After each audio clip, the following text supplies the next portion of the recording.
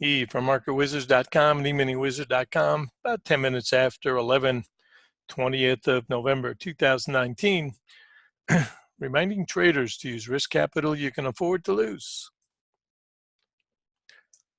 All right, we had suggested let's play this 08 support. Let's think about the monthly frame as being the one that we are in right now. And let's use that buy zone early. We had suggested that 05 buy zone should be supportive. Use 02 stop. And then we said let's play that inside with the idea that we should do some regression backwards to this swing, in the middle of this swing. And we had noted that that would help us close the gap. And then as we approach the 19 to 20, be conservative with your expectations. And I'm still thinking that we could get, some pullback ahead of news as people take off day traders take off their profits. So I'm going to hedge my bet and say that I still think we need to not think about this as a power up day. We need more information, and conservative traders are going to want to capture as we start to close out the primary trade this morning, which admittedly has been up. And I think one of the things I want to just address for a minute is the concept of not only hit and run, but our expectations. I think that's an important idea. So we use objective criteria to help manage our emotions. And we want to see something that's relatively clean. Anybody that's coming back in, if you've shorted there, reminder, we said 11. We're going to use 11. 12 is the magnet, but we're using 11 support until broken. And in my opinion, these are smart longs that have started to take profits, but as importantly, some shorts that are understanding the nature of this 10-minute chart. Said we're going to run into this blue line up here as resistance.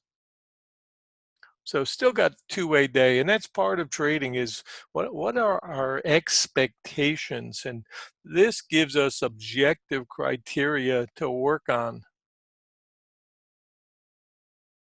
And it'll override, if we let it, our emotional responses. I don't know if you guys ever, study, had a nice little talk with Robin about that the other day, if you ever study psychology. And I've got several reasonably sized libraries. And one of my first and most important is self-image psychology and positive thinking, and the Norman Vincent Peale stuff and Wayne Dyers and Jim Rohn and that whole school of thought. That's as big a part of my library as my real estate books, as I am a real estate broker, and my stock collection, which is equally large. But I think that part is very important. If you ever ran into a guy by the name of Les Brown, he was one of the guys I studied way back when, and Brian Tracy and that whole group, Wayne Dyer. And Les Brown, he used to talk about the reticular activating system. It's part of our old brain stem, and we're wired that way. and we call it the pregnant lady syndrome, where if you're pregnant, and I hope none of you guys are, but if you're pregnant, all you see is other pregnant lady, because that's on your mind. That's your filter, and if you just go and buy a red car, all you see are red cars. And that's the way our mind works. And we need to tune into that, because that will hurt us if all we ever think about is just being biased and say, I'm a perma bear. And all you're ever going to see are short side trades, and a lot of them aren't actually going to be there. It's not, there are other cars on the road too, not just red. There's white and black and purple and whatever. And there are people not pregnant. But our filter just shows us what our mind is believing. So we do need a positive belief system. I believe that. I believe we need to think that when we swing the bat, we're going to hit the ball, and we know we're not going to all the time. So, in my opinion, that's psychology. Very important. Guys like Maxwell Maltz, way back when, wrote a book, Psychocybernetics. Great book. I read that book several times. And he talks about in that book the importance of your mindset and what you're believing and what you believe is possible for yourself. So I believe that we can have the best tools available and still not use them if we as Les Brown says, it's like going down the street in a car and you always have your emergency brake on. That's holding us back. And I believe that's true. I believe we need to undo that emergency brake and start to allow our mind to see the reality of what we see and not override it with our judgment. And no, I think we're going short. You know, today, first thing I thought was shorts are going to get caught. We're going to get some kind of a push. Don't know how high we'll go, but I'm not shorting that low because this is where we get caught all the time. And I'm experienced enough where I know that. I've seen it too many times. Shorting in the hole gets you in trouble. So the objective criteria that I'm trying to share with you were things like this idea on a 10-minute chart, that we're too far below that blue line, which is above this line. So that tells me we've got to range trade this range and maybe use something like the 8 to see that even ahead of time. That comes from experience and intuition, and you're allowed to do that, to use your intuition and say, maybe we have an off chart, like an 8-minute chart, because I've seen this behave this way before. And because we're so far above where we started, a lot of traders are afraid of these type of trades to buy here. And yet we said, let's look for the buy and try to close the gap, because that happens a lot. And then don't get too cute once we get near to 20 and 18 and a half and 19, because that's going to be a fighting zone for sure.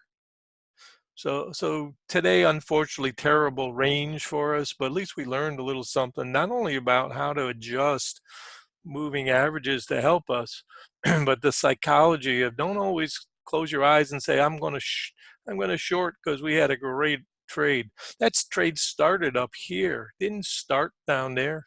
That's where you get messed up as a trader. That's your emergency brake that you've got on in your head, is now saying, okay, I love the short side. That's what Charlie does. Charlie says, I want to short the lows. We'd say, I want to buy the lows, and I think the low is in. And it may not get us all the way back up here, but better odds to regress for 4, 5, 6.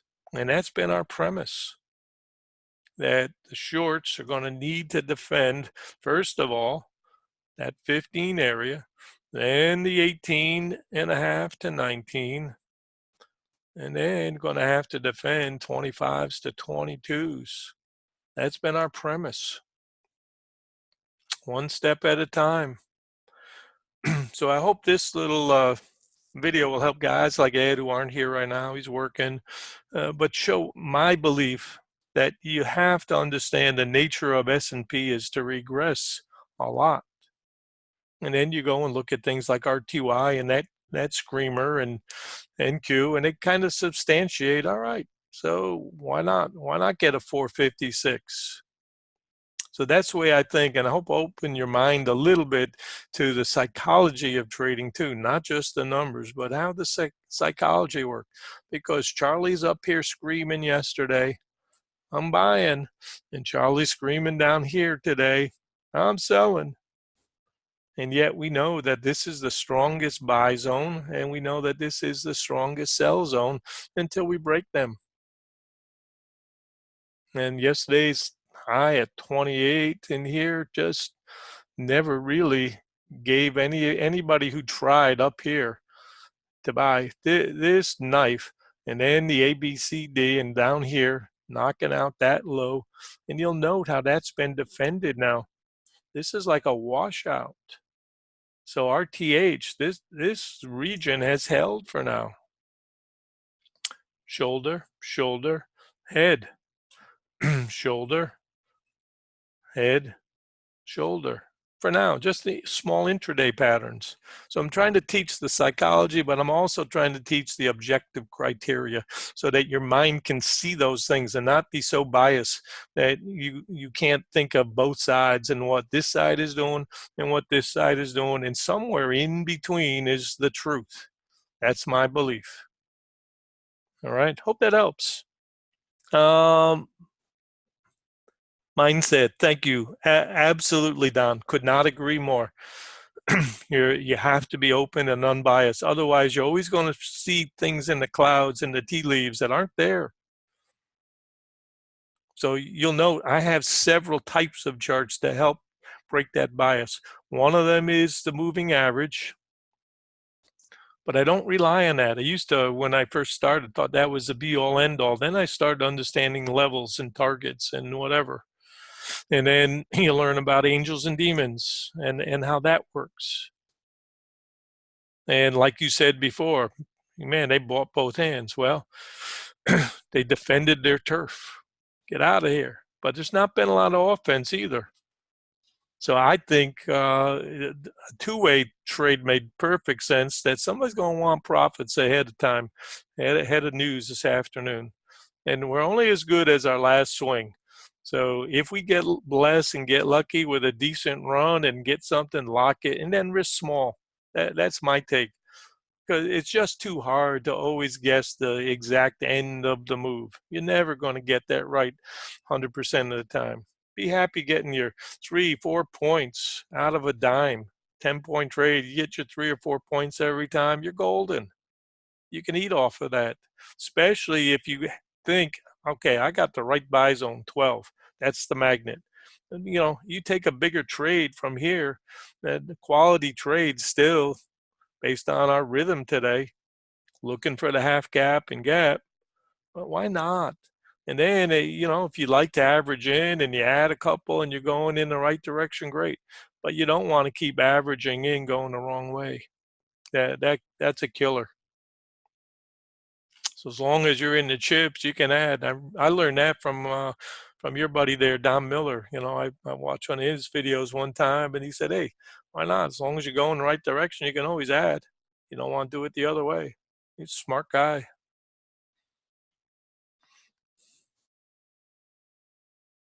Range type trading, 11 support until broken. This is our angel right here today. Let me put that on and you've got that. But that's your angel, and this is your demon right here. And I believe that perhaps the high is not in yet, but I wasn't thinking all day run. I wasn't thinking a huge pop. I think we need a breather. I think we need to start doing a little bit of regression.